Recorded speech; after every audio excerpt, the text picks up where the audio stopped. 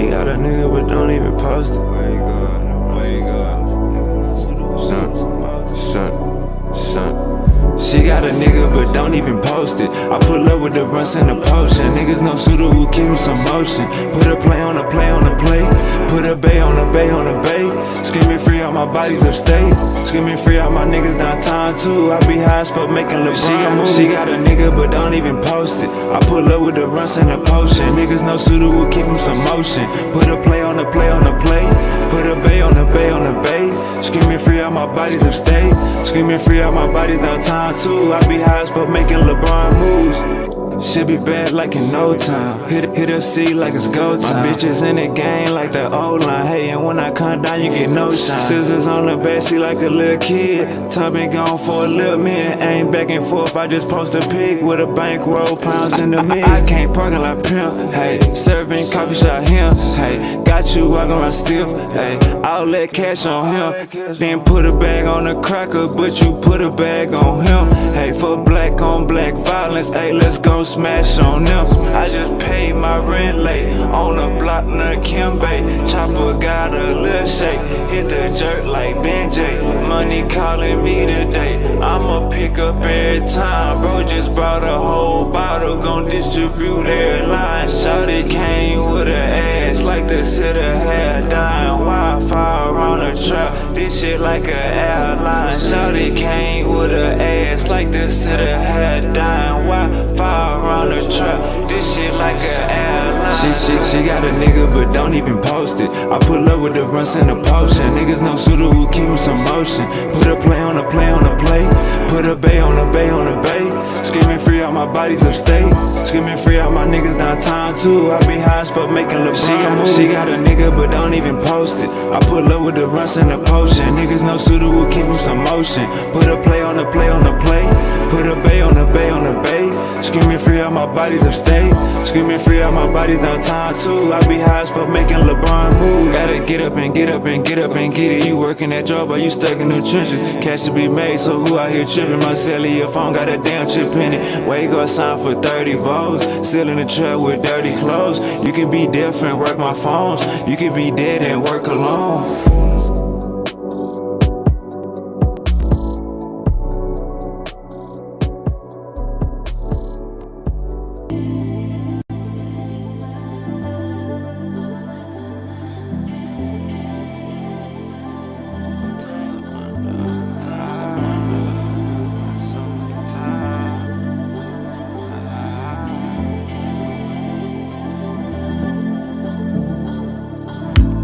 Drop my top in the summer, no laces on these foam runners. Playing my numbers, wavy got them things in bundles. Bodies knowing the game in trouble. No rain, no thunder. Really felt played by my uncle. I was broken, knew my time was coming. Boys know how I'm bumming. See swangers on Toyota Tundras. Got lions and tigers among us. Hope the fame and change don't take me under.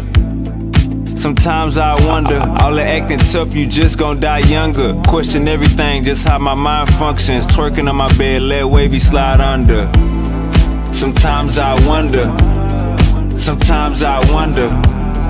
Sometimes I wonder if all else fails, I'm back up in that jungle. Sometimes I wonder, sometimes I wonder.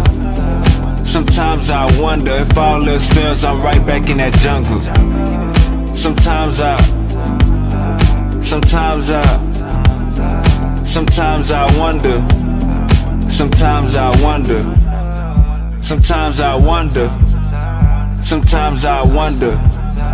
Sometimes I wonder if all else fails, I'm right back in that jungle. Bae, get the bags, we packing sacks. I'm on and off like Mattress Mac. 20s, 50s, 100s, we after that. This ain't no battle rap. Asking for pictures and features. Thought you said my album whack. Can't be around leeches and preachers. Can't be who you yapping at. Let the window down, smell the aroma. Shiny in a big body, been in.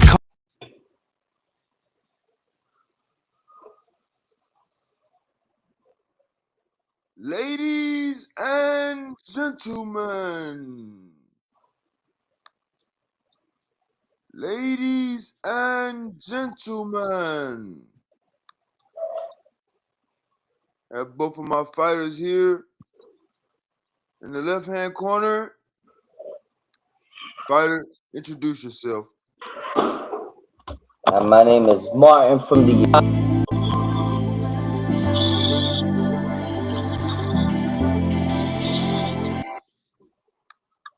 All right, fighter, in the right-hand corner, introduce yourself. Yeah, my name is Sergio. Big Sergio. All right, so Yeah, man. Hey, I wanna mute that for me real quick, man. 1 second. I want a clean fight, no eye gouging, no no leg pulling, no eyeball bites. We want a clean fight. So with that being said, let me lay the rules down. The title of this debate are the Jewish sages Amalekites. Martin, you agree with that title?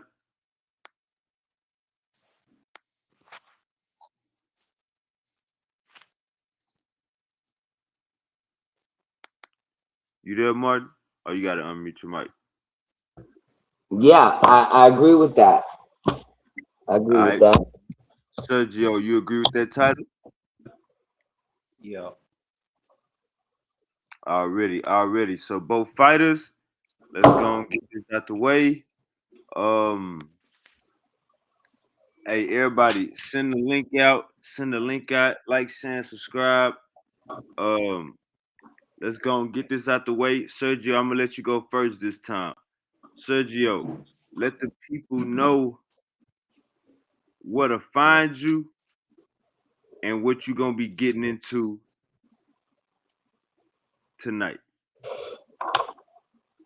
yeah. Y'all can find me on Facebook. I'll drop the name of my Facebook name after the debate, and yeah, I'm just gonna explain how these rabbis during the first century, second century, third century CE, uh, that they were not Amalekites, that were not Edomites.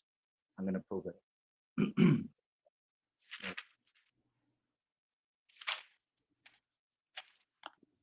You done, Sergio? Yeah, I'm done. All right, my boy Martin in the other corner. Give us your, give us what can the people find you and what you're gonna be proving tonight. Well, you could catch me at Martin Alvarez on Facebook. You could catch me at Servant of Yahweh Martin on YouTube. And what was that other thing you asked me? And what we gonna be getting into tonight. And tonight I'm gonna be standing up for my Kahan's teachings on who the Amalekites are, and we believe those to be the present day Ashkenazians of Jewish people, and also the sages, going back, the sages of the Edomite people. They were Edom because they were not following the same laws that the Zadokites were keeping in Qumran. They were actually going off. So the land was Hellenized at the time. They integrated with the kingdom of Israel Hey and Martin. with the Hey Martin, your Hasmonean. And I'm audio. gonna prove all of that. Hey Martin, your audio sound choppy. You got a headset on? Nah, I don't have my headset. All right. All right. Let's go and get this in. Y'all want a 3 minute intro or y'all need a 5 minute intro? 5 minute, right? 5 minutes fine. 5 minute introduction. That's cool with you, Sergio. Yeah, cool. All right. Let's get this show on the road. Hey, we on Facebook, Twitch, and we are on YouTube. So get the link out there. And invite a friend or invite a friend. We're about to get into this information. With that, somebody's trying to say something. All right. So with that being said, let's get this goddamn show on the road. I'm sorry for the brothers for being a little punctually late. I'm sorry about that to both of my debaters. Let's get this goddamn show on the road. Who would like to start first? Martin can go first if he wants. All right. All right. All right, Martin. All right. Who wants me to go first? All right, Martin, you got your 5-minute opening. I'm gonna start whenever you're ready, gang. All right. Just hitting this one last time. All right. First, I would like to give all honor and glory and praise to the Most High, Allah Yawan Yahweh Tzaba'awat Thakar. I also like to give a shout out to my teacher, the Kahan, the Mashakayala, the Yakai, the eldest priest of the nation of Yasharal Kingdom of Yahweh, the Kahan Kwana Lawa, and a shout out to my elder, Banaban, and all my Akiyam and Akwas from the everlasting community, the Yakai. This debate, I will show who Amalek is according to historical evidence. And what I mean by historical evidence in Torah, I mean by the scriptures straight out of the Dead Sea Scroll fragments, the book of the Testament of the 12 Patriarchs, which was found in Qumran, along with other books of the Hebrew Apocrypha, such as 1st and 2nd Maccabees, and even the book of Esther, dealing with the Amalekites and how they changed their names throughout the generations until they started calling themselves the Pharisees and finally the sages. I will show how the sages of today, even down to the way they do the ritual of the sucking of the blood from the baby during circumcision. I'm going to show how during the way they perform the circumcision, it parallels to the people to be the exact descendants of Amalek due to the etymology of the name Amalek, which means a people that lick or lap up blood. We'll see when's the last time we see these Amalekites. By using the Greek Septuagint, we will examine the ethnicity of the nation of Amalek. And I plan on showing that the first people to start praying on the wall were these Amalekite sages. And they continue to do these same customs until this day. I'm going to show with historical information from Josephus that these Pharisees and sages were not related to the real Hebrews. As Josephus wrote, the Pharisees have imposed on the people laws from the tradition of the fathers, not written in the law of Moses. I'm going to show without a doubt that these fathers are the Amalekites, despite changing their names throughout generations, from Amalek to Agagai, to Macedon, to the Assyrians, to the Pharisees and the sages, and to the present day Sephardic and Ashkenazi Jewish communities. How much time I still got? All right, I'll keep going. We're going to briefly speak about who Amalek's father and grandfather were, as well as examine the war that the God of Yasharal, Yahweh, has waged against this nation of Amalek through the generations, and how the sages and the descendants of the Jews all have this one thing in common, is that they suffer from the same fate throughout history. I'm going to show you with information out of the book that the Kahan shared, The Synagogue of Satan, the protocols of the learned elders of Zion from 1897, the minutes of the first World Zionist Congress. It's basically a book all about the messed up thing the Amalekites have been up to for the last centuries, and how it parallels to the personality and personal characteristics of Amalek according to the Torah. We're going to briefly talk about their migration patterns of Edom, examine the ancient archaeology discovered, and see what other gods they served, if any, and how the Amalekites lived amongst and them. All right, all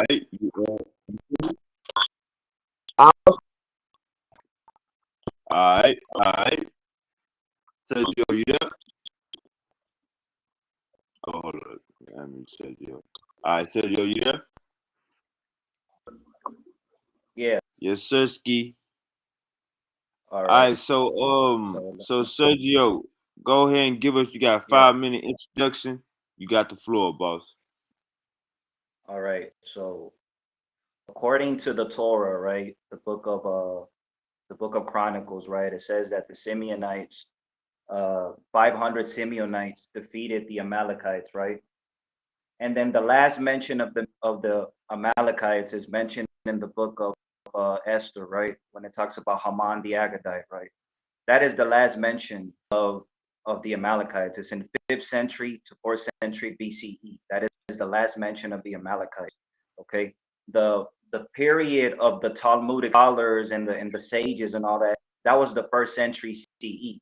The first person called rabbi, his name is Yohanan Sakai, and that is 1st century CE.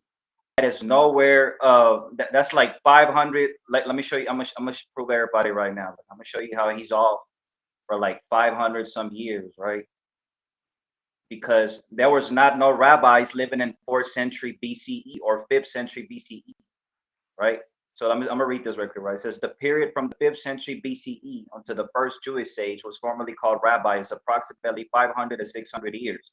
The period from the 5th century BCE until the beginning of the rabbinic period, right? Approximately 470 years. So the rabbinic period started in the 1st century.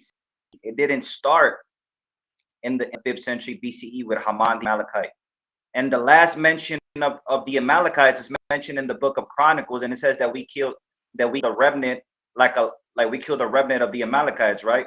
But obviously there were still some left during the 5th century BCE in the time of Haman, right? Because so there were still some left, right?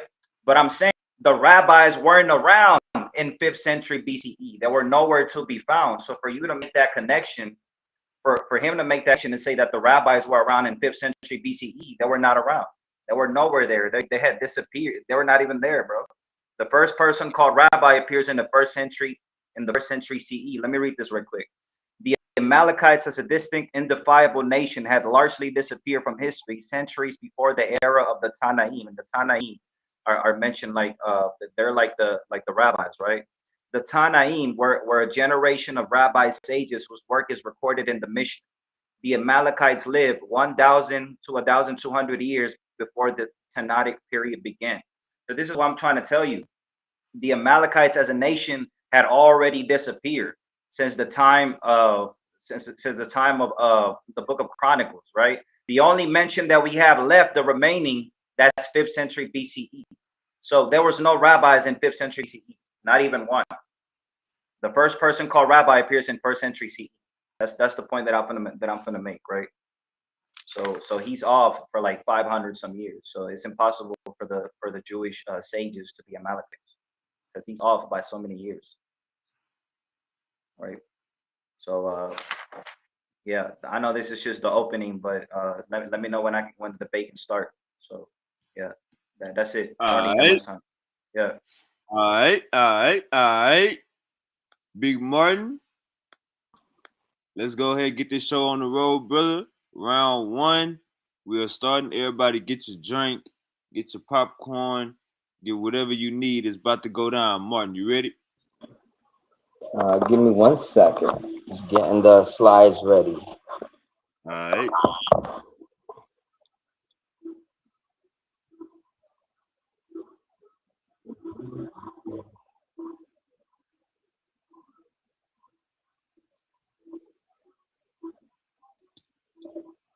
That's right.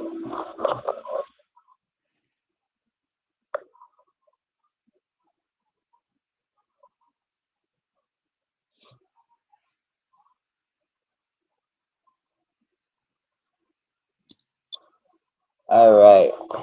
It says, all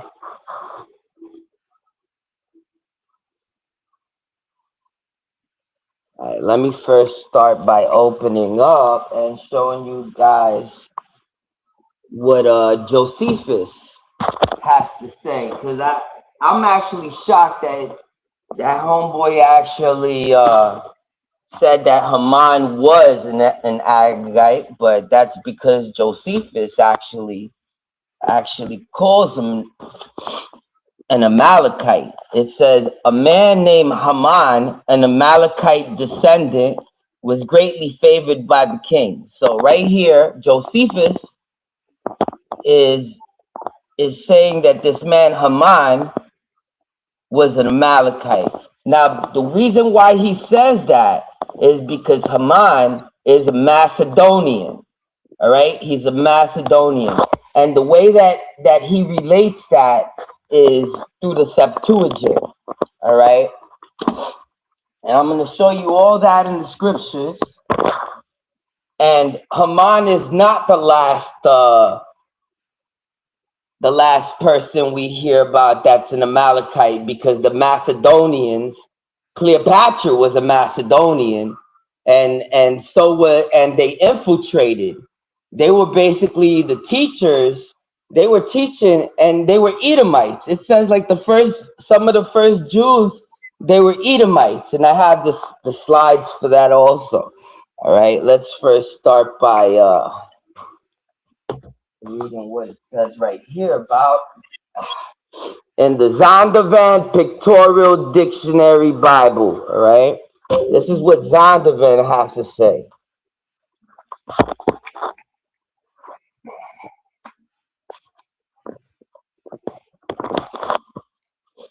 All right, this is Zondervan talking about Macedonia and their famous leaders from Philip II and Alexander the Great. They all are Macedonian leaders, and they are the reason why, Israel became Hellenized and full of Greek literature. Now we're really concerning ourselves with the Pharisees. So let's see what Zondervan had to say about the Pharisees here. It says right here. It says of the three prominent societies of Judaism at the time of Christ, Pharisees, the Sadducees, and the Essenes, the Pharisees by far the most influential. The origin of the most strict sect of the Jews, Act 26:5, is shrouded in some obscurity, but it is believed the organization came out of the Maccabean revolt, 165 BC. That's when they assimilated, and I'm gonna pull out the book of Maccabees, so I could show you when that happened. There was, however, a group of Jews resenting the Pharisees as far back as Babylon captivity. That means they never really trusted them because they knew they were Edomites. The name Pharisee, which is its symmetric form, means the separated ones or the separatists. First appears during the reign of John Hyrcanus. Generally, the term is the plural rather than in the singular. They were also known as Chassidim, meaning loved of God or loyal to God. They were found everywhere in Palestine, not only in Jerusalem, and even wore a distinguishing garth so as to be easily recognized. According to Josephus, their number at the zenith of popularity was more than 6,000 because of a significant role of the Pharisees played in the life of the Lord and the apostle. All right, you don't really need to know about that. But this is talking about how the Pharisees were one of the groups in ancient times, and of the three groups, they were not seen as actual Hebrews, because the actual Hebrews, as Josephus put it, were, let me go get that right now. Pull that out right here. So it says right here, and this is straight out of the Dead Sea Scrolls, the Michael Wise, Martin A. Begg Jr. and Cook edition. All right. It says the Pharisees were distinguished in particular for their oral law, an unwritten adjunct to the scriptures. And we know that oral law, that's what the Jews of today, nowadays, they use this oral law. And it says an unwritten adjunct to the scriptures that claim to provide the correct interpretation of the holy writings. As Josephus wrote, the Pharisees have imposed on the people many laws from the tradition of the fathers not written in the law of Moses. These tradition of the fathers were a genius of the movement, for they spelled flexibility, enabling the Pharisees to adjust to new situations and to recast old laws as new circumstances required. Naturally, to the Sadducees and other non-Pharisaic groups among the Jews at the time, the same traditions were anathema. The Pharisees were nevertheless often to impose their will because they were the group that enjoyed the most support among the general populace. They were the forebearers of the rabbis, and rabbinic literature contains a fair number of laws and traditions that go back to the Pharisees. So you see, it was they changed their names throughout history. They went from the Amalekites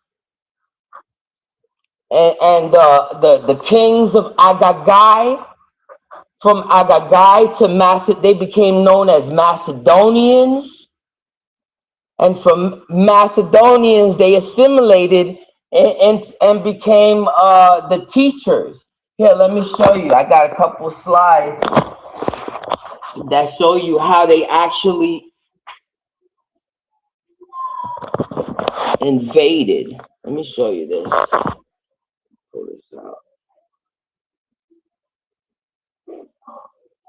Okay, my slides. 1, 2, 3. Yeah.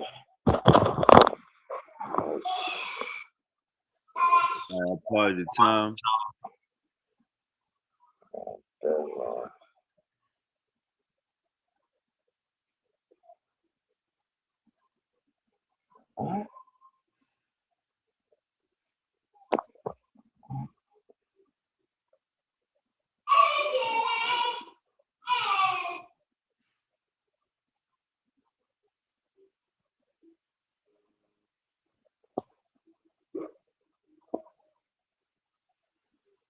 Whenever you start, you got 3 minutes.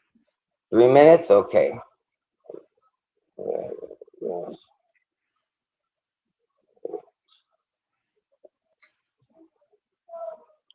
Everybody like, share, and subscribe. We're getting it in.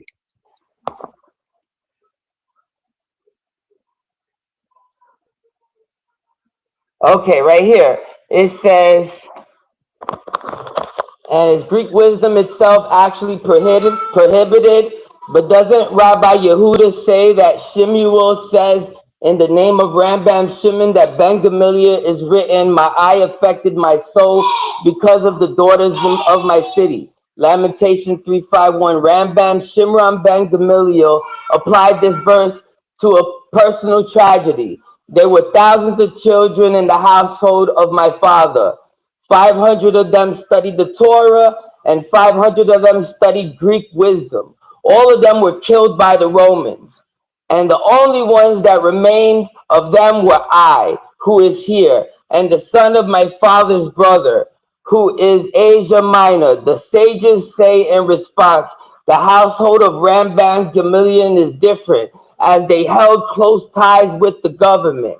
And we know that Amalek is the head of the nation, so they always held close ties with the government. So you could see, even with this, it shows that the early sages that wrote the Mishnah, they held close to Greek customs and philosophies, and they had Greek teachings in their house because they were Greek.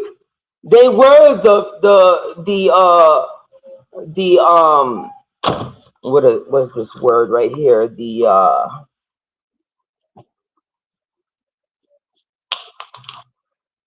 Macedonians, Salak.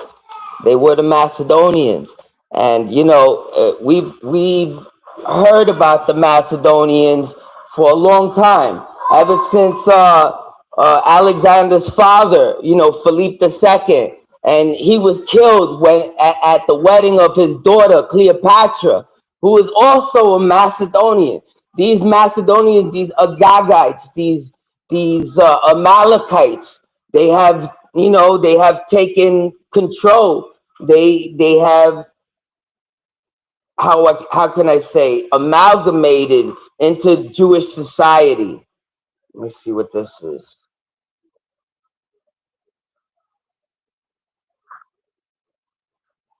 No, not that. And see.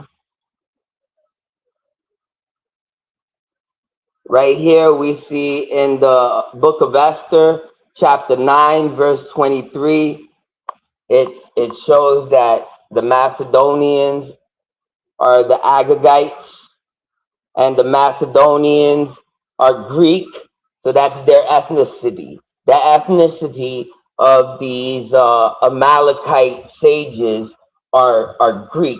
It goes back, and they even said that the first Spanish conquistadors, that they were Jewish, and No, that's basically okay. no. Alright, alright, alright. Hey man, this that goddamn first round, man. You know how we coming. You know how we coming. Like, share, subscribe. Sergio, you there? Yeah, I'm here. Can you hear me? Yes, sir. All Whenever right. you ready, we're gonna Yeah, start I'm your ready. first round, boss. Yeah, I'm ready. Let's get this Yeah, can you money. hear me? Yeah, can you hear me? Yes, sir. All Yes, right, all sir. right. Yeah, so you can start my time right now. All right, so this I want to make a point because mentioned that right, he knew that he was going to do that shit in a debate, right? He's going to bring up the Macedonian Greek shit. But when you actually study Josephus, the Greeks are Javan. They come from in Genesis chapter in the book of Genesis. Even when you talk about Josephus, right? He tried to go to Josephus to try to say that the Pharisees were called Amalekites. Nothing that he read said that they were Amalekites because the Pharisees were not no fucking Amalekites, bro. I'm gonna tell you this shit. Josephus himself was a fucking Pharisee, so why would he be calling Pharisees Amalekites, bro? Josephus himself was a Pharisee. So watch this, bro. Let me go to right here, bro. Let me read this. And even Alexander the Great, he come from Javan. He's called King of Javan. That is the Greeks, right? Not no fucking and I know where he's getting that Macedonian shit.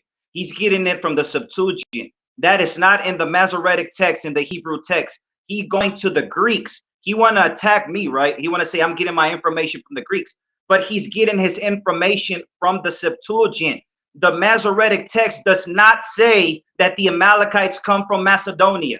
The, the Masoretic text does not say that. This is why the Jewish people, the rabbinic Jews, they reject the Septuagint because it has Christian interpolations and Greek philosophies that were added to that shit, right? But really, it's Javan, bro. Javan is the Greek. So let me read this real quick, right? It says this is right here. Anybody can pull this up. Javan is found in the apocalyptic literature of the book of Daniel. It is about the king of Javan, Alexander the Great. Anybody can go look this up. This is not me keeping false information. King Javan, right? King Javan, that is the Greeks, right? So let me show you right here, right? Let me go right here, right? Give me a second, right? And then this is just to add to because I already know what he was gonna do, right? You can go to the table of nations and you can see the Kittim, right? You can see in Genesis 10, it says the sons of Japhet, Gomer, Magog, Javan, Tubal. Look, he tells you that John is actually right, and the Kittim, that will be the Romans. So and then that he also talks shit about the Sephardics. When you talk about Rashi, right? He identified the book of Obadiah 1 and 20 that those were exiled, those were Jews that were exiled in the Iberian Peninsula. That is what Rashi said. That is not my words. That is what Rashi said. Rashi said the Iberian Peninsula, Sepharad. That is Spain and Portugal. That is where the Jews were exiled in Obadiah 1 and 20. Right. So now that we got that Macedonian shit out of the way, let me read this right quick. Right.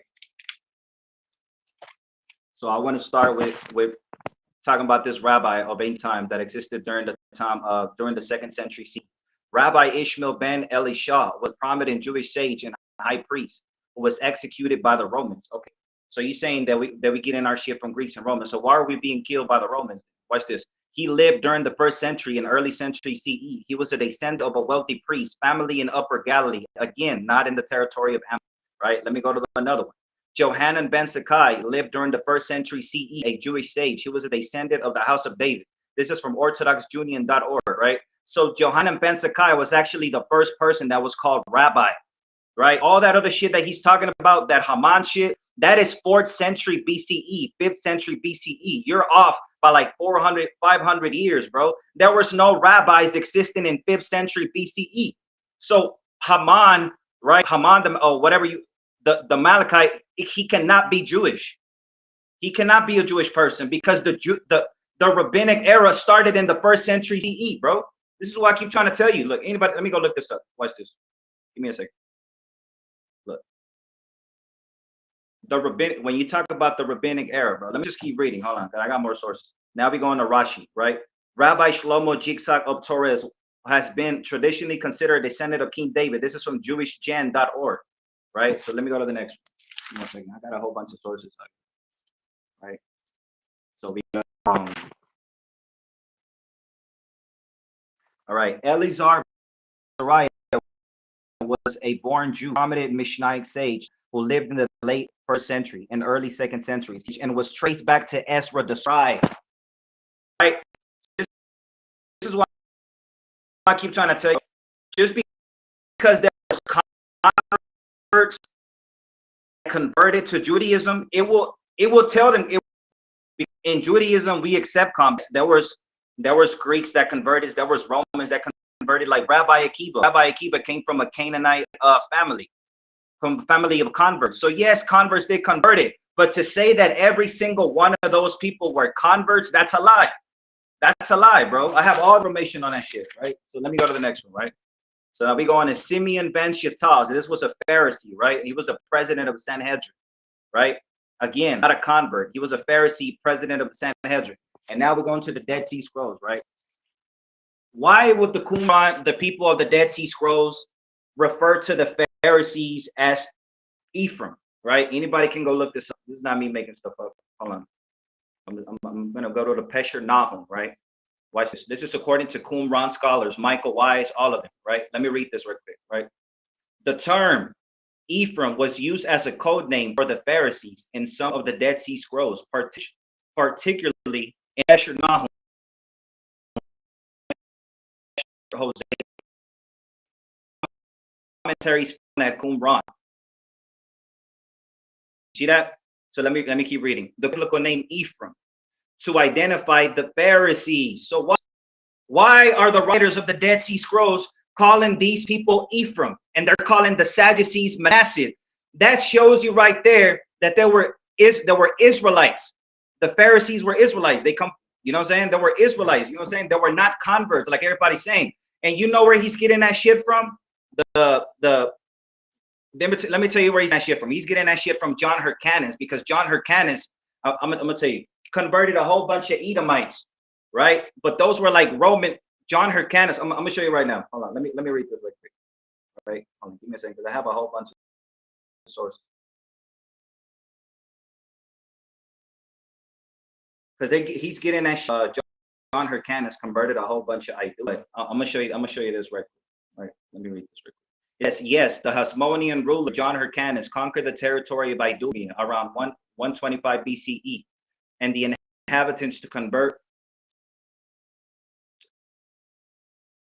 right, conversion into the Jewish nation. But these Idumeans were converts, bro. This even Herod the Great, he came from those Idumean converts. King Herod came from those Idumeans, right? King Herod himself was Roman. And even according to the Dead Sea Scrolls that he subscribes to, that Martin reads, the Romans are who?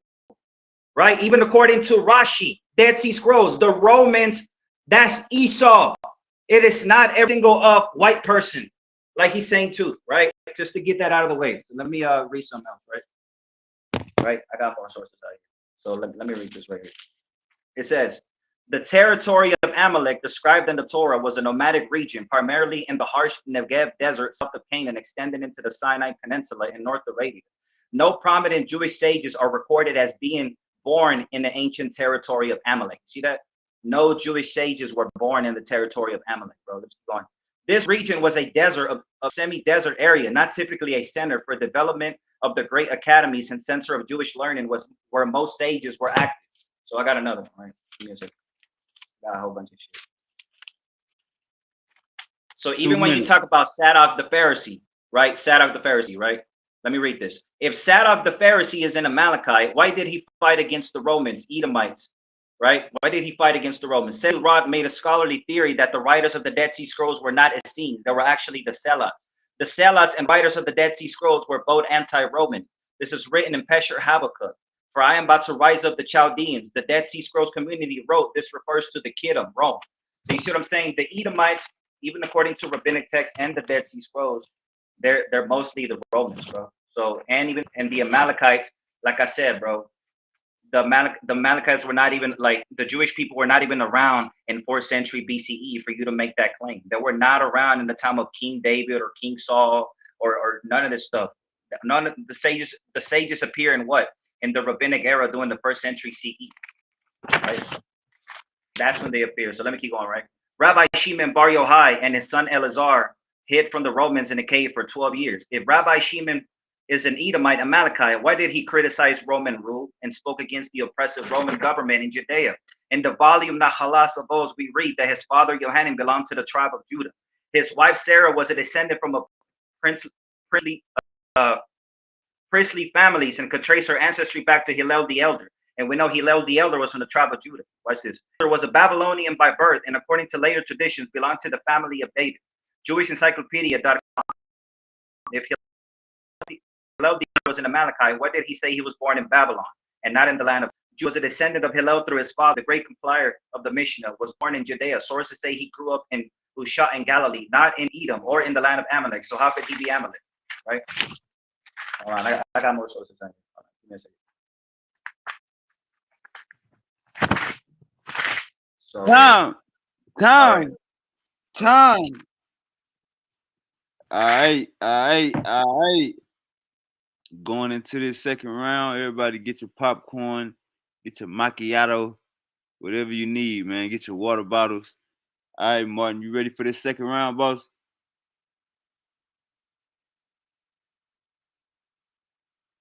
You ready for this second round, Martin? You gotta unmute your mic, my bad.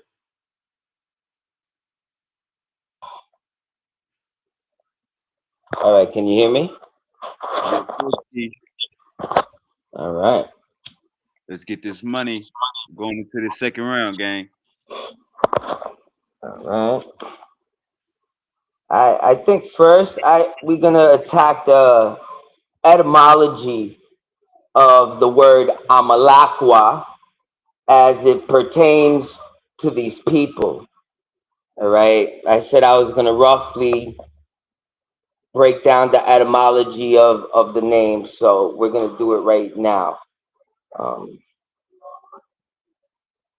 He was saying earlier that the Macedonians were not the Amalekites, and he's just lying to you. They are, in fact, the Amalekites. The Agagites are the Macedonians, and they changed their name all through history. These are the people that changed their name, and they tried to disappear, but they can't hide. And once you pretend to be my nation, I'm gonna come get you like that, like real quick. So we're gonna look up Amalek. Amalek.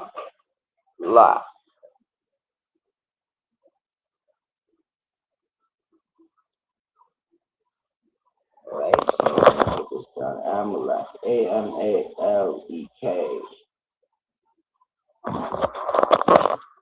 Right. Go right to it. Timnah was a concubine of Eliphaz, Esau's son, and she bore to Eliphaz Amalek. All right, so this is Amalek, H6002, Amalekwa.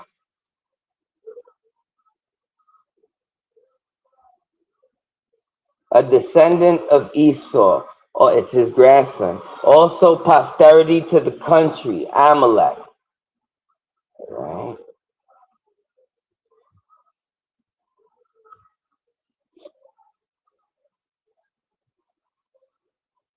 Now, let me open wide real big. This word means people, a people. Lakwa means to lap up blood or to lick up blood. Now, I'm going to ask you, the people that are watching this debate, do you know any people present day that are known to lap up blood? Well, I'm going to show you this slide, and I'm going to see if it brings some recollection to your minds real quick. So see if you guys remember.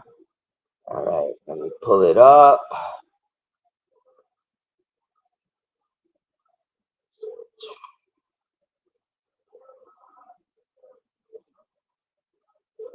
Where is it?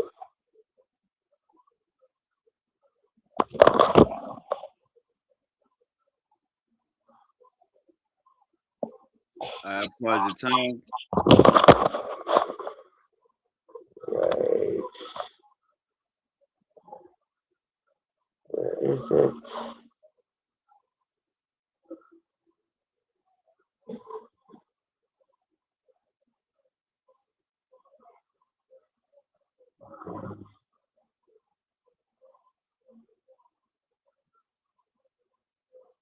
Where is it?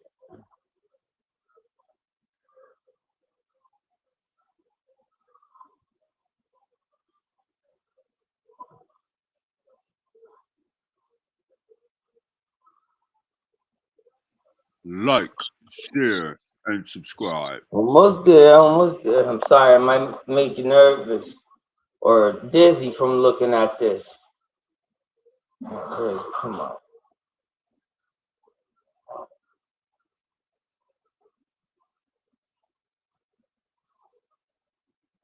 All right, ready, found it. Sorry about that, guys. All right, there's an ABC News report. Baby dies of herpes in ritual circumcision by Orthodox Jews. 2 infants have died in the last decade among the ultra-Orthodox Jews in NYC. New York City is investigating the deaths last September of a baby who contracted herpes after ritual circumcision with oral suction in an ultra-Orthodox Jewish ceremony known as Hebrew as Mitzvah Befet, in a practice that takes place during a ceremony known as the bris. A circumcision practitioner or mohel removes the foreskin from the baby's penis and with his mouth sucks the blood from the incision to clean the wound. Just like in the etymology of the word Amalekwa, a people that lap up blood. All right, there's an ABC News report. I don't want to continue reading. I guess you guys get it. They also had a New York Times. Baby death renews debate over circumcision ritual. Prosecutors are investigating the death of a newborn boy who died in September after contracting herpes through a controversial practice of ritual circumcision, reviving a debate in New York over safety and religious freedom. The Brooklyn District Attorney Charles J. Hines confirmed on Wednesday that the investigation was continuing but declined to comment any further. The cause of death of the 2-week-old boy who died at myomyositis hospital in Brooklyn on September 28 was type 1 herpes caused by ritual circumcision with oral suction, according to the medical examiner's office. So as you see, these people are still doing the same things that they were doing back in the day and still doing what the etymology of their name, what it basically implies. All right, now we could get into reading some of this. Thus, Haman, son of Hamadatha the Macedonian, without a drop of Persian blood and far removed from our goodness, enjoyed our hospitality and was treated by us with the benevolence which we show to every nation, even to the extent of being proclaimed our Father and being accorded universally the prostration of respect as second in dignity to the royal throne. But he, unable to keep within his own ranks, schemed to deprive us of our realm of our life. Furthermore, by torturous wiles and arguments, he would have had us destroy Mordecai, our savior and constant benefactor, with Esther, the blameless partner of our majesty, and their whole nation besides. He thought by these means to leave us without support, and so to transfer the Persian Empire to the Macedonians. So here you see Haman's plan was to transfer the Persian Empire to the Macedonians. The story of oppression and domination woven through history finds its origins in the bitter enmity between Jacob and Esau. This ancient conflict recorded in the scripture, it's not a mere tale of a sibling rivalry, but a prophetic saga of a systemic control and spiritual warfare. At the heart of the story lies the lineage of Haman the Agagite, a descendant of Esau's line through Amalek, and its enduring influence on the rise of Alexander the Great, Hellenistic Greece, and untimely the Roman Empire. By examining these connections, we uncover startling truth. Haman, Alexander, and their respective empires represent stages in the development of Mystery Babylon, described in Revelation as the ultimate system of spiritual and physical oppression. The Amalekite lineage, biblical foundations, the scriptures introduce Amalek as one of Israel's perpetual enemies. Descended from Esau through his concubine Timnah, the enmity manifests most clearly in the actions of Agag, king of the Amalekites, who symbolizes Edom's defiance against the God of Israel. When King Saul captured Agag but disobeyed Yahweh by sparing him, 1 Samuel 15:8, he unwittingly allowed Amalekite influence to persist, setting up the stage for future oppression. Haman, introduced in the book of Esther, is identified as an Agagite, linking him directly to the Amalekite lineage. His genocidal plot against the Jews, Esther 3 and 6, echoes the ancient feud between Jacob and Esau. The Edomites' unrelenting hostility to Israel represents not just the historical rivalry, but a spiritual battle between the covenant people of Yahweh and the forces that oppose him. Haman's position in the Persian society and his association with Macedonia, additions to Esther 16 and 10, hint at a broader historical continuity. His role as king of the Macedonians suggests that Edomites assimilated into early Macedonian power struggles, laying the foundation for the rise of the Temenid dynasty, a dynasty whose influence would culminate in the conquest of Alexander the Great. The Temenid dynasty, Edomite assimilation and domination.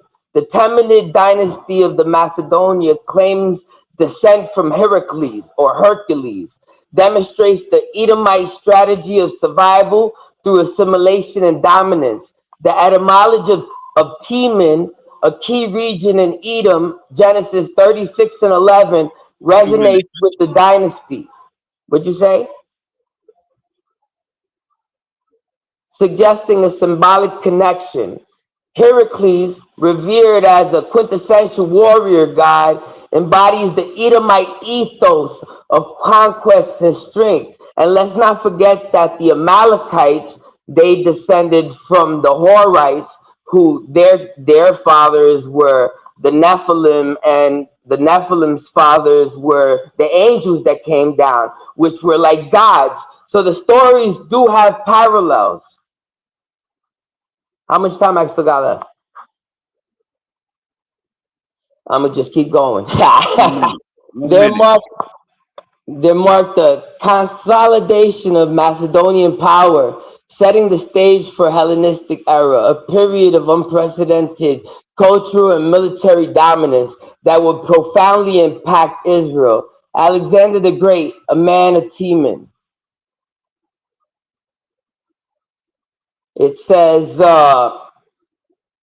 Alexander the Great, a descendant of the Temenid line, epitomizes the Edomite traits of ambition and conquest. His military campaigns reshaped the known world, fulfilling the prophecy of Job 9:24. The earth is given over to the hands of the wicked. Alexander's conquests were not merely territorial, they were spiritual. He sought to unify his empire through the amalgamation of religious traditions, declaring himself the son of Zeus, Ammon, and embracing local deities like Melgart, the Phoenician equivalent of Hercules. This syncretic approach mirrors the Edomite tendency to absorb and dominate. Time. Moreover, Time. Time. Time. All right. All right. All right. Hey, man. We like to call this halftime. I need everybody to like, share, and subscribe. Get everything you need. These brothers is pumping out this information. Sergio, you ready? You gotta unmute your mic, Sergio. It's going down this Friday on this Saturday goddamn night. You gotta unmute your mic, Sergio. Hey, can you hear me? Yes, sir. Yes, sir. You got Can the you hear me? flow. You can start my time. All right. All right. It said, so I'm gonna read, right? It says the Amalekites prayed to gods like Baal, Asherah, that were polytheistic. So what does that mean? It means that they had multiple gods. Jewish people, why are they praying to the God of Israel if they're Amalekites? Why are they praying to the same God that the Israelites love? Don't make no sense, right? The Amalekites prayed to gods like Baal, Asherah, that were polytheistic and did child sacrifice. Jewish people coming from Amalek, a belief by some radical Hebrew Israelite groups, and is not considered true by Jewish theology, historical scholarship. Jewish sages pray to one God. It is part of their prayers called the Shema. So the Shema is just like their belief that God is one, right? The Amalekites, like I said, the Amalekites have multiple gods, right? They didn't have one God. They didn't stay true to one God. This is what I'm saying. Martin would have had a better argument if he would have said that there were Edomites, because Edomites, you can actually find the name Yahweh in some of their scripts, right? But in the Amalekites, we have nothing. We have no scripts of the Amalekites ever calling out to the God of Israel. Nowhere, right? Let me show you some. It is part of their prayers called the Shema, and in the Talmud that forbid idol worship. So even in the Talmud, it tells you, don't pray to idols. The Amalekites were known to be idolaters. They were known to be idol worshippers. They weren't praying to one God, right? Jewish people coming from Amalek is not considered true by mainstream theology, historical scholarship. And that from the Edomites that were converted to Judaism by the Hasmonean ruler John Hyrcanus, a famous descendant of these converts, was Herod the Great. He himself was a Roman. Herod was not Jewish. He was a convert to Judaism, right? But anyway, I got some more. Right? So let me read this right quick, right? Jewish tradition generally holds that the Amalekite nation was eventually destroyed or assimilated into other populations, making it impossible to identify their descendants today. Therefore, there is no known Jewish figures who trace their lineage or birthplace to that specific historical territory. According to the majority of scholars and theologians, They interpret Amalek as a representation of a type of evil or ideology that it is the antithesis of the Jewish people. Many Hasidic and Sephardic rabbis interpret Amalek as the evil inclination, Yetzer Hara. Historically, various enemies have been associated with Romans. In Jewish tradition, in Jewish Midrashic tradition, Rome often associated with Amalek or Edom. Those 4Q 553. It named as Esau. And Hold up. Hey, Sergio. Tree represents Sergio. the four kingdoms. The third tree Sergio. represents the power of Rome.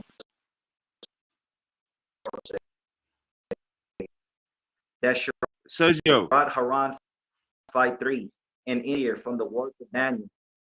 Yeah. Can you hear me? Yeah, can you hear me? Sergio, you hear me? Yeah. Hey, you was breaking up. Yeah, can you hear me? Yeah, you was breaking up. Can you start off with the first one again? Yeah, I'll start again. Yeah, I'll start. So let me know if you can hear me. Can you hear me clear? Yeah, just start off with that first one. You was once you got to the second one, I couldn't hear you no more. Okay. So it says Jewish generally holds that the Amalekite nation eventually destroyed or assimilated into other populations today. Therefore, there is no known Jewish figures to trace their lineage or birthplace to that territory. According to the majority of theologians, they interpret Amalek as a representation of the evil or ideology, or the enemies of the Jewish people. Many Hasidic and Sephardic rabbis interpret Amalek as the evil inclination, Yetzer Hara. Historically, various enemies have been associated with Amalek, including Romans and Nazis. In Jewish Midrashic tradition, Rome is often associated with Amalek or Edom. In the Dead Sea Scrolls, 4Q 552 and 553, it names Rome as Esau in the tree, representing the four evil kingdoms. The third tree represents the power of Rome, the scroll says.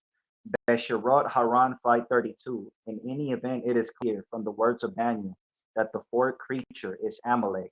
It is known from the words of our sages that Amalek is Rome. So that is what Jewish people believe, that Amalek is Rome, right? So let me read this right quick, right? This is a now I'm approved, because notice how everything that he showed never proved anything about the Jewish sages being Amalek. He's just reading like shit, like he's not even proving anything, right? So watch this.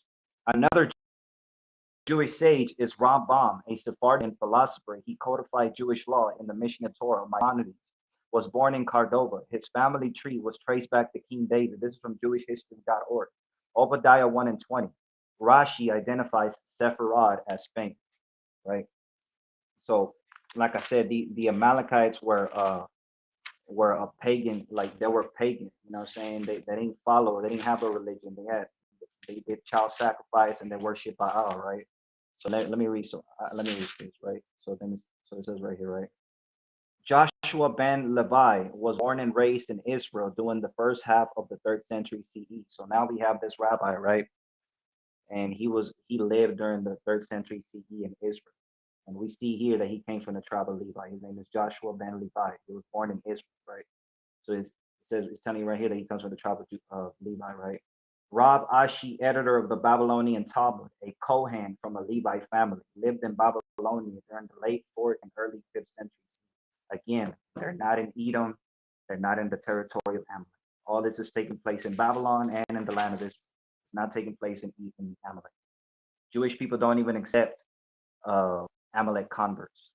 I can show you that too in a lot of the in a lot of the rabbinic texts. It tells you that the Amalekites were rejected, right? That we don't accept, right? I can show that right now. Hold on, let me show it right now. Hold on. I have it on the screenshot. All right. So I'm gonna read it right here, right? This is Sanhedrin 99 and B. Timnah sought to convert. So this is like the mother of let me read this real quick, right? It's supposed to be, hold on, give me a second. Let me read this.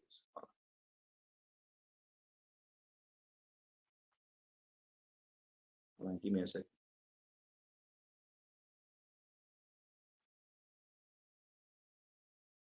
Yeah.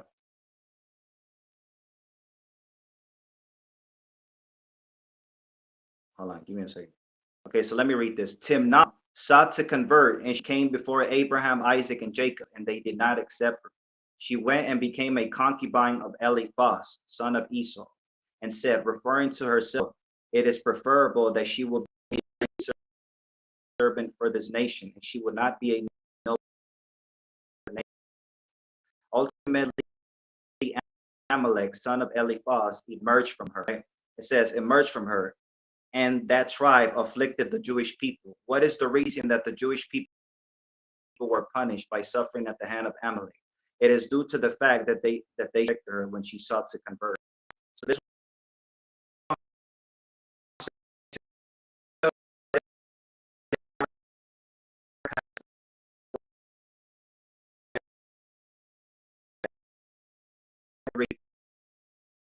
is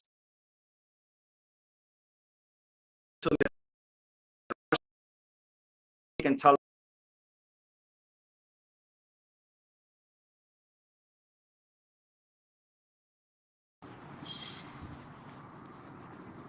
Hey, is that me or Sergio?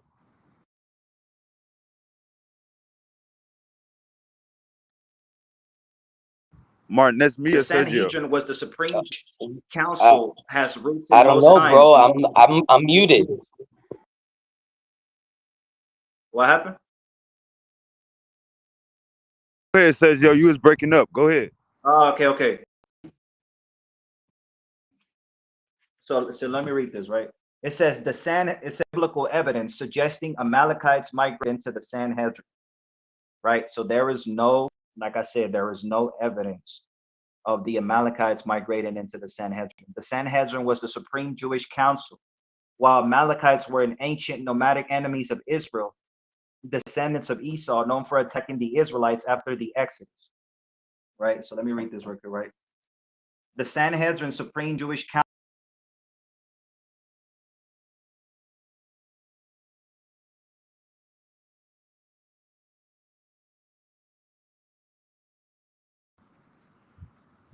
All right, so we gotta wait for Sergio to get back up in here.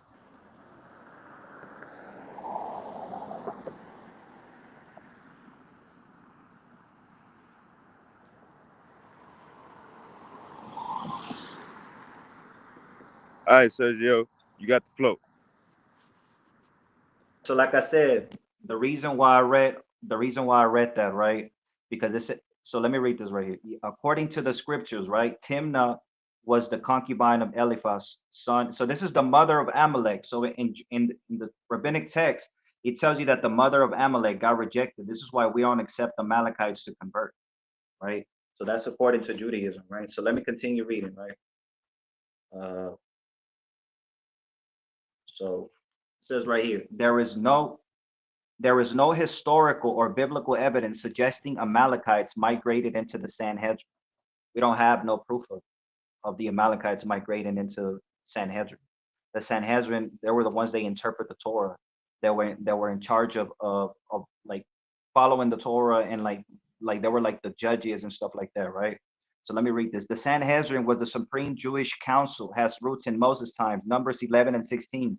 The 70 elders, the great Sanhedrin, will handle the most important religious, Judaical matters, shaping religious law interpretation through their belief in both written scripture and oral tradition.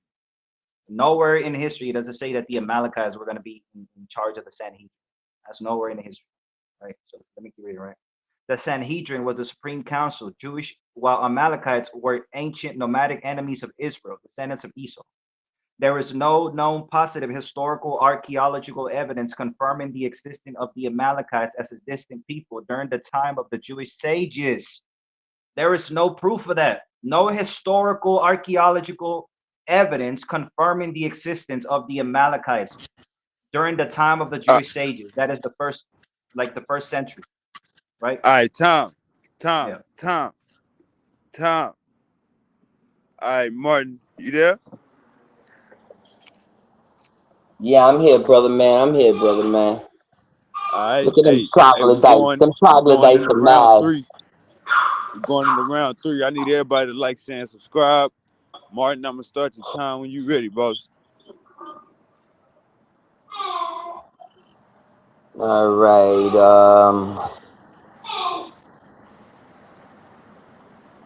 All right. You can start off my time now.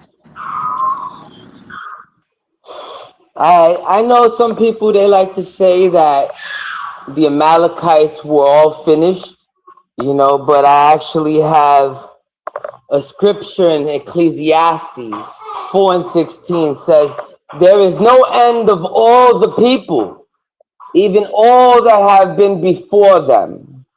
So you see, there is no end to all the people, even of all that have been before them. They also that come after. So there's no end to those that came before or those that come after shall not rejoice in him. Surely this also is vanity and vexation of spirit. That's Ecclesiastes 4:16. Now, for more proof that the Amalekites are still around, we'll go to the Testament of the 12 Patriarchs, which fragments of that was found at Qumran with the Dead Sea Scrolls. So that's why we follow the Testament of the 12 Patriarchs. And in the Testament of the 12 Patriarchs, we have, let's see what book it is. It is chapter 6, verse 3. It says, Wa'az Yashamad. Yashamad means to destroy. Ka'al Zara'al. That means all the seed. Ka'al means all. Zara'al means seed. Kana'an. So he's planning to destroy all the seed of Canaan. Wala'ah. Sahai. Sha'arayath. La Almalakwa, and he's going to destroy Amalek. That means Amalek's still around. Wana Shamadao, Ka'al, and he's going to destroy Ka'al, Benai, all the sons, Kathayim, of the Kittim. So the Kittim's still around, and Amalek is also part of the Kittim because Amalek and Rome all come from the Kittim. Wakala Benai Ka'ath Yakarathau. Then shall perish the seed of Canaan, and a remnant shall not be unto Amalek, and all the Kittim shall perish. They got Cappadocians, but that's really the Kittim. All right. So that's also, this is a future prophecy when Yahweh plans to destroy the nations. So this hasn't happened yet. So Amalek's still around, hasn't been destroyed yet. All right, next. I don't know if you were going to try to say that maybe the sages wrote the Dead Sea Scrolls, but no, the Dead Sea Scrolls weren't written by the sages or the rabbis. Most scholars link them to the Essenes, and the Essenes were the Zadokites. All right, these were the real Hebrews, the Zadokites. That's who we're supposed to be following, not some fake Edomites that converted. And look, this is proof that they converted right here.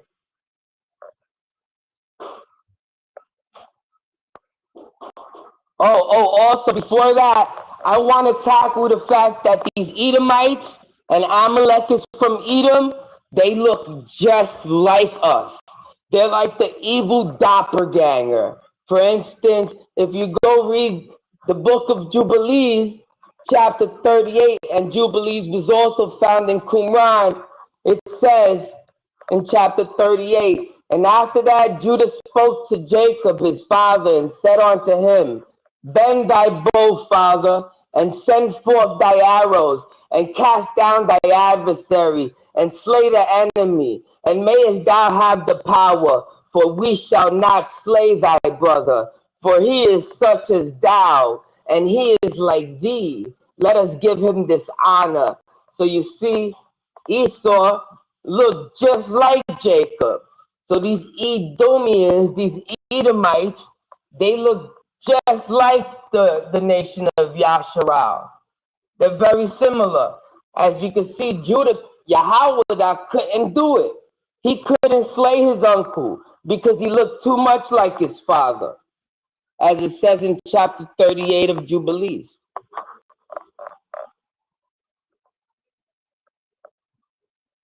All right.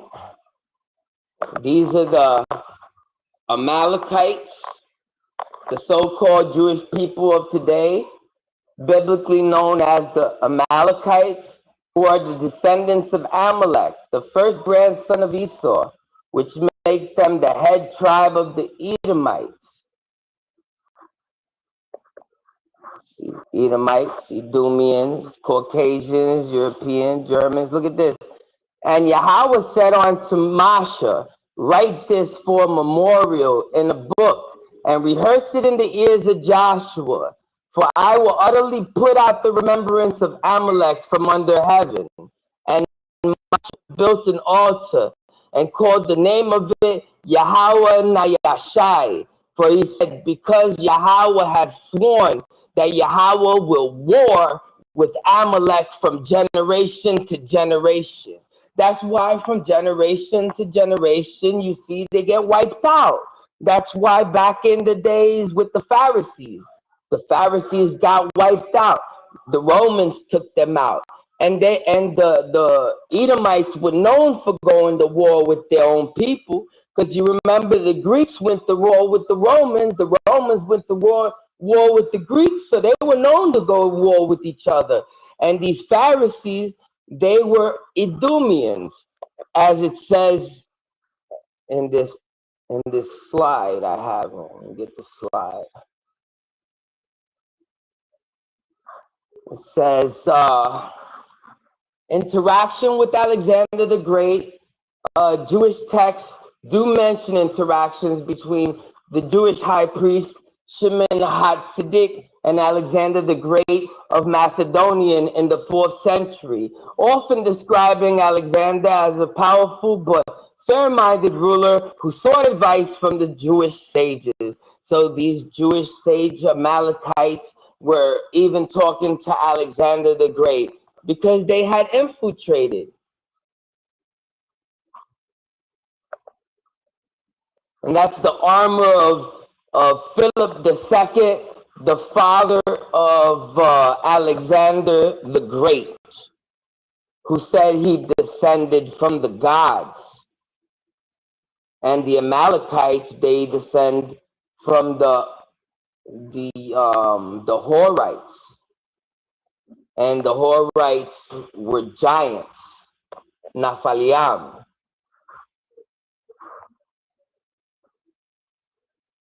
And that was his shield.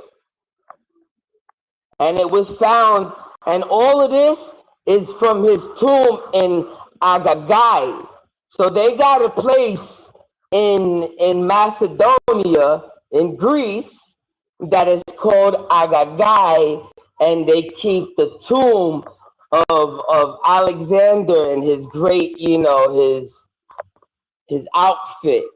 They keep it over there. The armor, the sword, the shield, all in this tomb of Agai.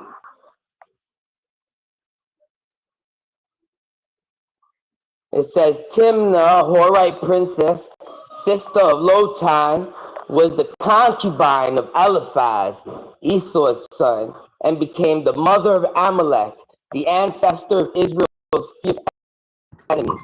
2 minutes. Abraham's family as a convert, she was rejected by the patriarchs, leading her to become Eliphaz's concubine, symbolizing a union between Esau's lineage and the Horites, but also producing the notoriously hostile Amalekites. Now, that's just the AI view. That's them talking about what the Amalekites look like.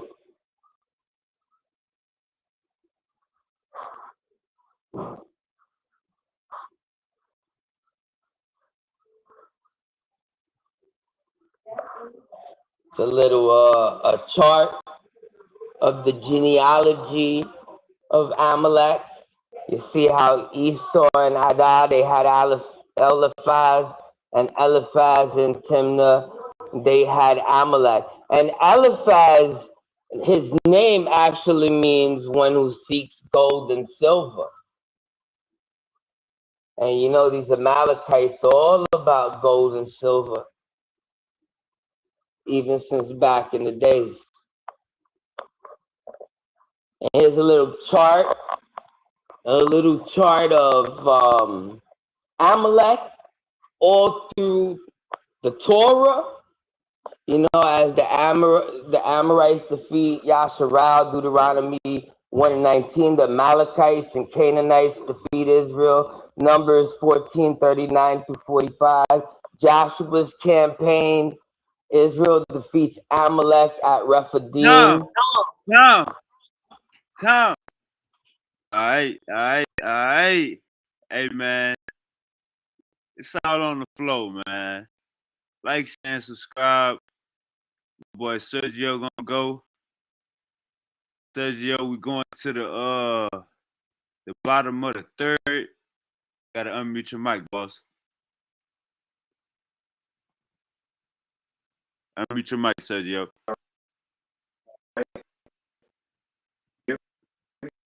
Yes, sir. I'm ready when you're ready. Yeah. Can you hear me? Yep. Can you hear me? Yes. I'm ready when you're ready. Can you hear me? All right, I'm ready. Sergio. Yes, you can start my time. All right. So Yeah, historically, historically, there are no known Jewish sages being born in the geographic regions of ancient Edom or Amalek. The people of these regions were distinct from the Israelites, and the relationship was generally one enmity and separation, particularly with Amalek. Let me read this right. The concept of rabbi, ordained spiritual leader, did not exist in the 5th century BCE. So this is why I keep saying this, and I want everybody to pay attention to what the fuck I'm saying, because he's saying that Haman, right? He's saying that that's a Jewish man. That's what he says. He says that Haman the Amalekite, that's a Jewish man. That's impossible because there was no rabbis living in 5th century BCE. That is when the book of Esther was written. It was written in the 4th century BCE and the 5th century BCE. There was no rabbis in that fucking row, right? The period from the 5th century BCE until the beginning of the rabbinic period is approximately 470 years. This is why I keep trying to tell you, bro. You're off for like 400 400.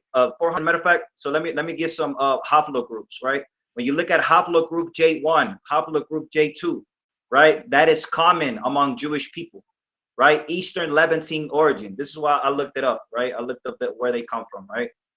So I got more stuff. Hold on. Now we're gonna go to this rabbi, right? All right. It says Rabbi Joseph the priest was a Kohen priest who was by definition a descendant of the tribe of Levi, a second generation Tana who lived in the end of the 1st century CE. His life and activities were centered in Galilee region. He is buried in Galilee, so he's buried there. I can easily go look up all these rabbis from the 1st century CE of ancient times. Their burials are all in Israel. Some of them are in Babylon, bro. None of them were fucking Amalekites by birth. None of them, right? Justice. Tana, Rabbi Sadok, a rabbinic figure who lived during the Second Temple period, was a descendant of the tribe of Benjamin. He the tribe of Benjamin, Jewish encyclopedia. That's where I got my source from, right? Rab Hana came from a lineage connected to the leaders of the Babylonian Jewry. He lived in Babylonia and was born there and served as the head of the Academy of Sirach. He traced his lineage to King David. Again, none of these people are worshiping Baal or Asherah or like doing child sacrifice. None of them. They're getting persecuted. I ain't even show that yet, right? But there's 10 rabbis, right? They got Rabbi Akiva's some of Rabbi Akiva's students too. That some of them got persecuted by the Romans, right? But anyway, I'm gonna show that in a minute, right? So it says, Rab Judah bar Ezekiel traced his lineage back to the ancient prophet Ezekiel in Babylonia. He lived during the 3rd century. He was the founder of the Humida Academy in Babylonia. He was born and raised in Babylon. Again, can you hear me? Can you hear me?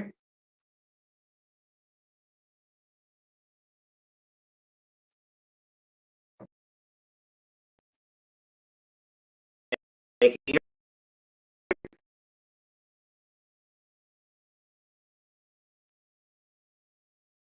Let me just keep going. Academy, about 4 generations. Again, we have another Levite, right? Right. Rabbi Elazar ben Charzam, Jewish sources such as the Talmud, as having served as high priest during the 2nd Temple period. He lived in the 1st century BCE to the 1st century CE. Right. Samuel Nehardea, Babylon Amarah, Jewish Kohen, son of Abba ben Abba HaHoken. He served as the head of the yeshiva. Right. He was born in Babylon. Again, this is still, they're all being born in Babylon. They're all being born in Israel, right? None of them came from the territory of Amalek. If they were converts, they would tell you that they were converts, because I just mentioned Rabbi Akiva. Rabbi Akiva was a descendant of a Canaanite. He descended from Sisera, the Canaanite. They will tell you, Jewish people don't lie. Jewish people accept converts. If you a convert, if you a goy, they will tell you a fucking goy. They will tell you where you come from. You got Onkelos, who was also a convert. You got Rabbi Meir, who was also a fucking convert. In Judaism, we know who the converts and we know who the real Israelites are, or who the real Jewish people are, right? Let me read this real quick, right? Well, now we're gonna read this, right? So it says, Rabbi Yehuda ben Bava was a rabbi in the 2nd century who was ordained. A number of rabbis at the time of the Roman government forbade this ceremony. The penalty was execution for ordaining rabbis. So this rabbi just got killed by the Romans for trying to make new rabbis, for new rabbis to start teaching the Torah. He got killed by Roman soldiers, right? So this is Rabbi Chutzpit, the interpreter, was a Jewish sage and one of the 10 martyrs. He was executed by the Romans during the heretic persecutions, and he was sentenced to death by Hadrian, and he lived in the land of Israel in the late 1st and early 2nd century CE. Again, why are they killed off by the Romans if they're supposed to be working with Esau? They're supposed to be working to kill the Israelites. Why are they being killed off by the Romans? Why are they being executed for teaching the Torah? If these are supposed to be wicked people, right? Watch this. Rabbi Jeshua, the scribe, was executed by the Romans as one of the 10 to find the Roman Empire's prohibition against the practice and teaching, right? So let me keep reading, right? It says, Rabbi Shimon ben Gamaliel,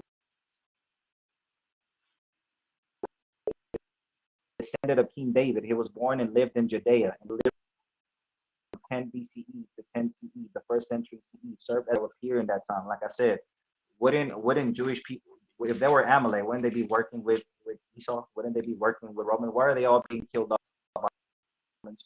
Why did Rabbi hide in the cave for 13 years? Why did he hide in the cave for 13 years with his sons, learning the mysteries of the Torah, of the Zohar, right? Putting together the Zohar in a cave for 13 years, hiding from the Romans. If all these are Amalekites, why they all trace their lineage to where they're all priests, they all come from the tribe of Judah, they all know where they come from, right? Their burials are all there. Anybody can go look the shit up, right? They're all buried. That's what I'm saying. So let me read this. Rab Abba. So like I said, he's off for like 500 years anyway. Rab Abba bar Ibo Abba Arika was a prominent Babylonian Jewish sage family that claimed descent from Shimei, brother of King David, linking them to the tribe of Judah. He lived during the 3rd century CE, and he was born in Babylonia. Again, another, where does it say territory of Amalek or Esau? None of that shit. It will tell you. If you think I'm lying, it will tell you, because you got Onkelos. You got a lot of converts to Judaism that converted. You got Gentiles. So I'm gonna show you one convert, right? You got Onkelos, who was it's not like that Hebrew Israelite shit, right? Because because in Judaism, Romans can convert. They can convert. Other nations can convert. So when you talk about Onkelos, right? He was a convert. Watch this. Yeah, go ahead. Go ahead. But people knew who they like. This is Rabbi Meir, right? And it's going to tell you that he was a convert, right? Like I said, but to say that all of them were fucking converts is stupid, right? So this is Rabbi Meir link conversation through Talmudic legend that he was a descendant of a Roman emperor. You see, so we have some of these rabbis that were converts, but to say that every single one of them is a convert, that's stupid. Or to even, but like I said, there is no proof of them being Amalek whatsoever. Like there is no historical, no scholarship. I just showed that, right? Like there was no rabbis living in 5th century BCE. Like I said, this is why I keep mentioning that, right? So let me read this. The concept of rabbi was formerly a leader, did not exist in the 5th BCE. This is why I keep trying to tell you, bro. I keep saying the same shit, right? Historically, the sages recorded as being born in the geographic region. Rabbi Ami, a Talmudist who lived in the land of Israel during the 3rd century, was a priestly descent, tribe of Levi, born in Babylonia, raised in Tiberias, Israel. So again, why are they not coming from the territory of Amalek? And they're supposed to be Amalek. They're not in the fucking territory of Amalek, right? They're in fucking Babylon or raised in Israel. They're all raised in Israel. They're not coming from other lands. You know what I'm saying? So this is what I'm saying. Hold on, let me read this. Rabbi Asi, right, was a Kohen priestly descent, a Jewish Talmudist of the century and 4th centuries, was born and moved to Israel. Like I said, we had Jews in Babylon because it tells you that in the Torah, right? So let me see. Hillel II, a direct descendant of the house of David. He lived during the 4th century CE. Rabbah Abba ben Joseph Bar Hama, he was from the tribe of Judah, lived during the 4th century CE. Born in Babylonia, burial place in Upper Galilee. Again, if these were Amalekites, don't you think that why are their burial sites are still buried? Why are they being buried in Israel? Why are they being? Don't you know that the scholars and the archaeologists and those are the people? Yeah. Tom. All right, man. All right. So let's get. We doing the question and answering, right? Sergio and Martin. Yeah, sure, we could do that. We could do the question and answering. You know, because a lot of the Sergio's rounds, he was like asking You questions. can skip that. And I was we don't like, gotta do that shit, because right I now, gotta but we can answer have the this question and question, answer. but he ain't interrupting him. Hold up, Martin. Hey, Sergio, you cool with the 3 answers apiece? Questions apiece?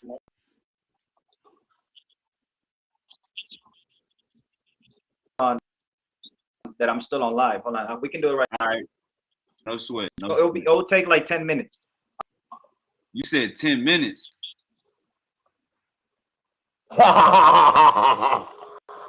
You need 10 minutes. I only got like 10, 15 minutes left. Yeah, let me just text my father. Let me call me at 8:30. Yeah, hold on, give me a second. All right, hey, you wanna just close out, Sergio? Yeah. Close out. We don't have to. Because I don't want him to think that I'm running. Like I'm not thinking anything, yo. I'm mad at you for making me do work. Hey, you gonna get back to your studies? Me too. I'm gonna get back to my fucking studies too, because I got a lot of Judaism I gotta study. Hey, I know Sergio, Sergio, go close out. You gonna close out? We don't know how long that Sergio, we don't know how long that phone conversation with your parents gonna be. So go on, close out. Nah, I can't. They say they'll wait for me. Like I said, they'll say they'll wait for me. So I got like 15, 20 minutes. I can be out here for 15, 20 minutes. All right.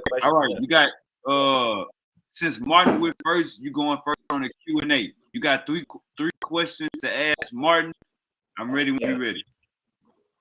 All right. So I just wanna ask Martin, right?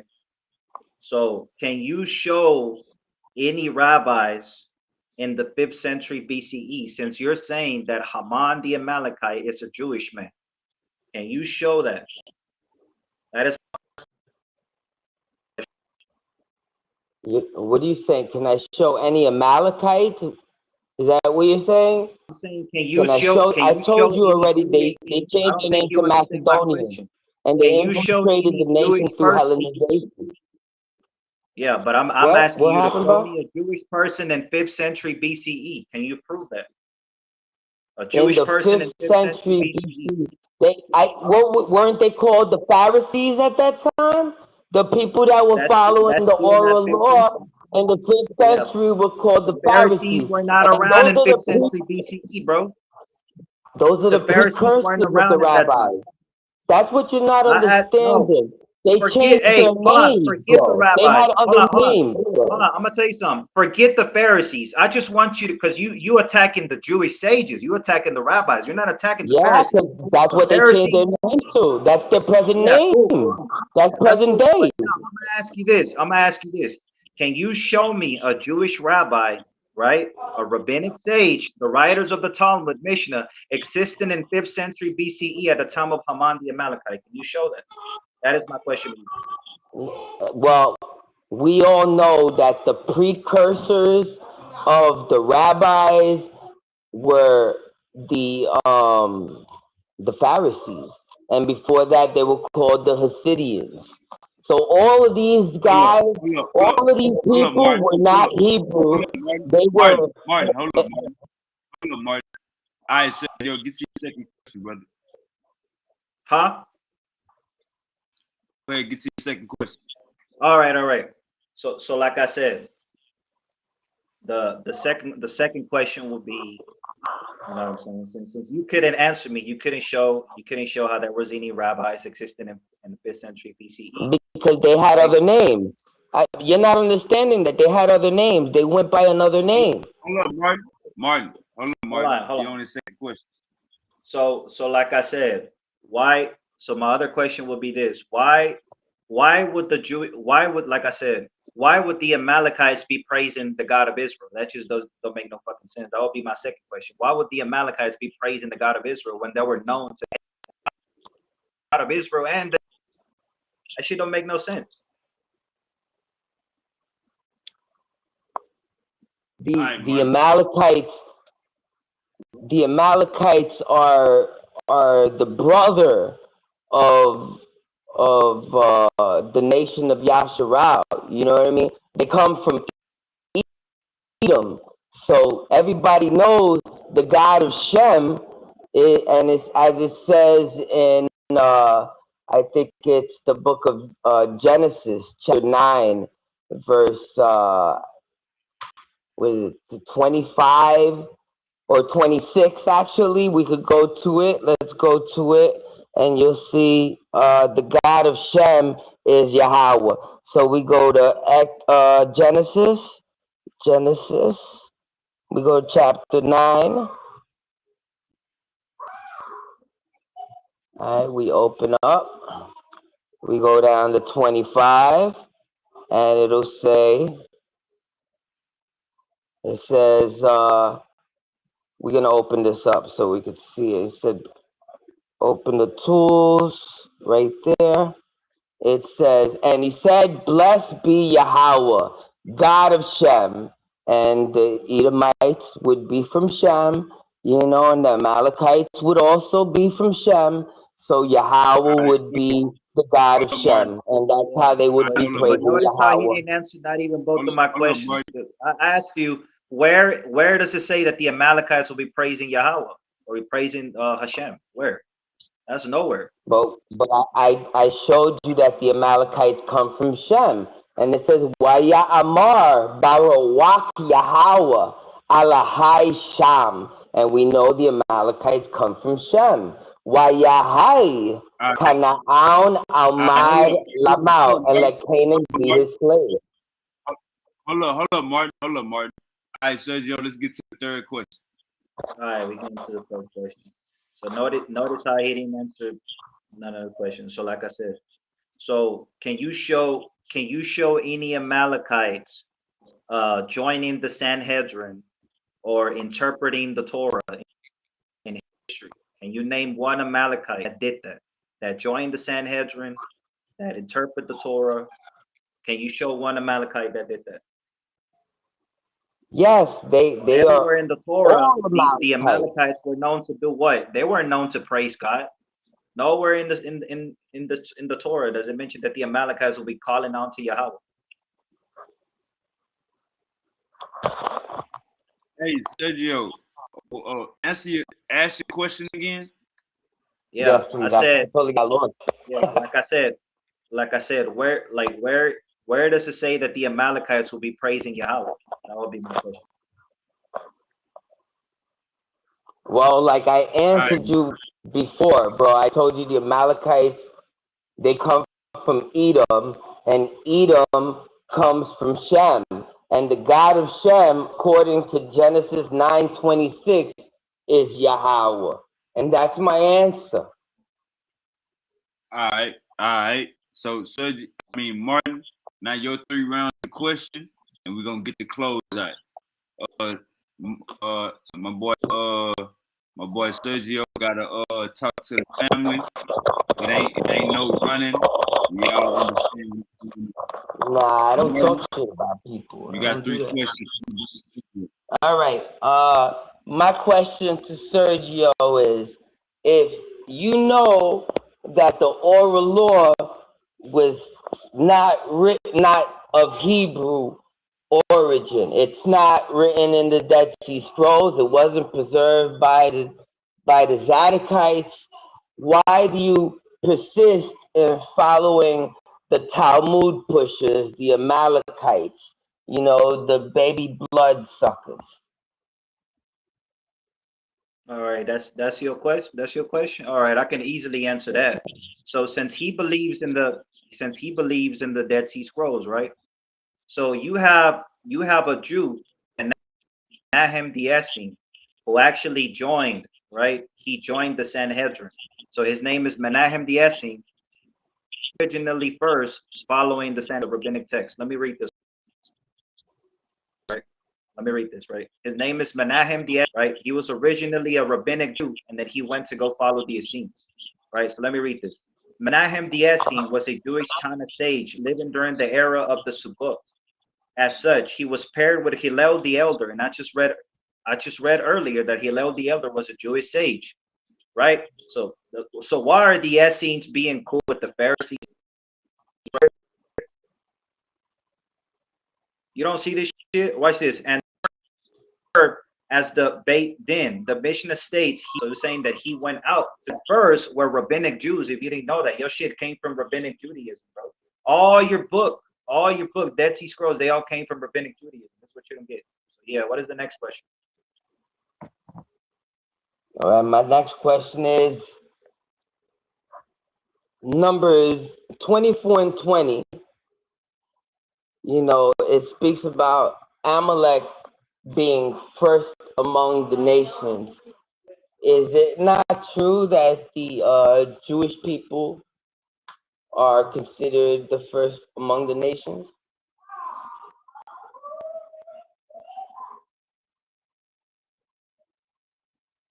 I ain't understand the question. You said what? What was You that need me to question? ask it one more time? Yeah. What was that? All right, number 24 and 20, it says that Amalek will be first among the nations. All right, shall be first among the nations. Now, do you believe, or is it not true that the Jewish people are considered first among the nations? Like I said, you're taking that scripture. Like I will answer this. I will answer like this. You're taking that scripture out of context. You got to go from the time. You got to go from the timelines in the book. You reading the book of Numbers. That is an ancient text. That is Moses, right? You read the. So you talk. So you got to take this. You got to take the time that was written in the book of Numbers. You got to take that time and show me Jewish rabbis there living at the time of Moses. There was no Jewish rabbis living at the time of the book of Numbers. That's how I will answer that. My last question: do you still No Jewish in disbelief about the You saying Amalekites the from Agagites Amalek. being Macedonians? Are you still in this belief of that? Even though you heard it from Josephus, you heard it from the Kahan, and That's you your heard it third from me. question. That's your third question. Yeah, that's my third Yeah, that's question. your I ain't third going hard, question. bro. Yeah, Yeah, that's your third question. I'm gonna tell you. I'm gonna tell you this because yeah, I bro. already That's showed my you third in the question. You beginning gotta of the go. debate. At the beginning of the debate, I already answered you. I already answered you that according to Josephus, the Greeks and the Macedonians, they're Javan. According to Josephus, I didn't. This is Okay, not my so own you're words. going So you against got all that Josephus. Macedonian So shit. you said Like, you know where no. that You shit said come no. from? You don't believe it. So you're going against Javan, everybody. You hold don't believe it. on. Javan is Greeks. That's the Macedonians, bro. Yes, you got that shit from the Septuagint. The Septuagint is the scriptures. You got to go to the Hebrew Masoretic text. This is why rabbinic Jews, Yeah, but I because they showed you Josephus has said it. I showed you a whole bunch of Josephus added said shit it. It that's came out of the not book even of there. Josephus. Look, it's In it the first in off, the this is original this is from the Hebrew Oxford. This is text, the Oxford. in the, This is not the Septuagint. This is the Oxford. it And doesn't here say it that. says Macedonian, the Agagite. And that is a Greek This is the translation, book of sir. That is Esther. not the Masoretic text. That is a Greek translation. That is a Greek translation. Well, this is That's the what you're reading, the Greek. Oxford. You're The reading Greek shit. Oxford saying it. Josephus is also saying it. Yeah, you Zondervan got is it from the saying it. Septuagint. You Everybody's got it from saying the it, but no, Septuagint. but Sergio No, doesn't believe it. So I think Josephus Sergio believes, is no, wrong, and I think Josephus does not everybody else teach is that. right. Josephus believes that the Macedonians are the Greeks. That's Javan. That's Javan. Javan. Josephus believes that Javan are the Greeks, right? That's what I'm saying. That king of the king, that is Alexander the Great, right? That's King Javan. You can go look this shit up, bro. You should know that shit. You should know that Javan and the nation All right. is mentioned in the Genesis chapter 10. Yeah. All right. Once All again, right. that's Hold up. Josephus, That and shit too, bro. Josephus saying that he was a Amalekite. Haman was an Amalekite, and he planned to turn over the kingdom of the Persian Empire over to the Macedonians, who were the Greeks. And this, I proved without a doubt that the Macedonians, these Greeks, are the Amalekites. Everybody need to go vote for me. Put the votes in. You already know I smashed. All right. Hold up. All right. Let's get the close out. Let's get the close out. So since Martin went first, Sergio went first on the Q&A. Martin, let's get this close out. I'm ready when you're ready. All right, I'm gonna close it out like this, yo.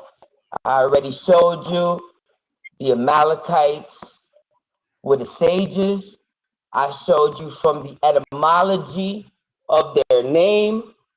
I showed you from Numbers 24:20, the first among the nations. They consider themselves to be first among the nations. They like to bring terror on the people. They don't care about whether you're a baby, if you're a baby, they don't go by those rules where you got to be 20 to be a woman like the Hebrews do. They believe you got to be 12. That's some Amalekite thinking right there. And you got to see that without a doubt, the people that lap up blood, those are those Jewish people. That's in the name of Amalek. You have to put it together, and you have to see that even down to the etymology of the name, these Jewish people are the Amalekites. And you know what else? If you go check out Christopher Columbus, his DNA, it says that he had that Greek DNA, that he was Macedonian, also proving that the Jewish people were the Amalekites. All Shalom, right. All right. Yahweh blessings. Hey, Right. hold on, bro. Hold Hey, on. hey, hey, hey. Hey, We gotta hold hold on, up. bro. We gotta hold up, bro. You don't know what's going on. Hold up. All right. Now, Sergio, you get your 2-3 minute closeout. This is what's going on, brother. We on the closeout. So you got your 2-3 minute closeout. Come on, Sergio. All right, so Notice how he lied and he said that Josephus never called the Greeks from Javan. But look at the source right here. Show that shit on the screen. What it says? It says, yes, the first century Roman Jewish historian Josephus states that Greeks descend from Javan. Anybody can go look this shit up. Anybody can go look this shit up. They come from Javan. They're not no fucking Amalekites, bro. Josephus says that shit. The kingdom of the Greeks, not the regular people. Martin. Hey, Sergio, I'm going to say it again. Yeah. This is the closeout. So this is your closeout, brother. Not question answer. All right. It's not question and answer. All right. Closeout. Yeah, man. Okay? I ain't got nothing left to say, bro. Yeah, we can end it already. Yeah. Sheesh. All right, man. I'm gonna I need everybody to do this. Yeah. I know a lot of the viewers gonna be coming in after the live, so I need y'all to comment who y'all feel like won in the chat. Comment who y'all feel like won in the chat. So far from looking at the poll, it's 3-0, but I just dropped it. It's 3-0 Martin, but I just dropped it. So this is what I need everybody to do. We're on the time limit. My boy got to go talk to his people. I need everybody to comment in the video. Who do y'all think won? Comment in the video after the stream is over. So the evidence could be there. Comment. Who do y'all think won? Sergio, Martin, do y'all have anything left to say? Big up to Yakai. Big up to my Kahan. Big up to my elder. Big up to everybody. And thanks, Sergio, for taking this debate so that I could prove without a doubt that the Amalekites are the Jewish people, the Ashkenazi and the Sephardi people. Shalom. Yeah, shalom. It's 75-25. Y'all keep voting. Sergio, you got anything for Martin? Hey, shit. Like I said, I already knew what he was gonna do, bro. Like, I already know that he was gonna do that Macedonian shit. How that shit. So I made my point because Josephus says that shit. So that's about it. Most definitely. Hey, I want to appreciate both of you brothers for showing up. I want to appreciate both of you brothers for even giving me the opportunity. Sergio, Martin, I fuck with both of y'all. The good thing about this thing that we got going on, this thing of ours, is this debate is gonna be up. Ain't nobody gonna delete this debate. This debate gonna be up. Y'all can remember this debate 2 years from now and resource it and bring it back up in case anybody get amnesia. I appreciate both of you boys for coming on. It take a lot to debate, not just put the presentation together, but pop your shit for 3 10-minute spurts in a row. So I appreciate both of y'all boys. And man, let me check back at the yeah, we need more people to vote. We need more people to vote. It's 80-20 Martin right now. Like I said, when this stream is over, comment in the chat who won. You know what I'm saying? We're gonna be sending them links out. Let us know who won. Martin, Sergio, I appreciate y'all, man. We out here. Shalom, shalom, bro. Shalom. Already. Hey, for everybody in the chat, comment in the chat who y'all think won. For everybody in the chat, comment in the chat who y'all feel like won. Play it back, fact check, whatever you gotta do, man. Let us know who won. We out of here. It ain't my fault, I got it off. Trap out the low, package dropped off. Gas make you cough, straight out the soul. Grill in my mouth, yo. It ain't my fault. Cameras active, watching over my house. End up in the clouds, trying to chase you some clout.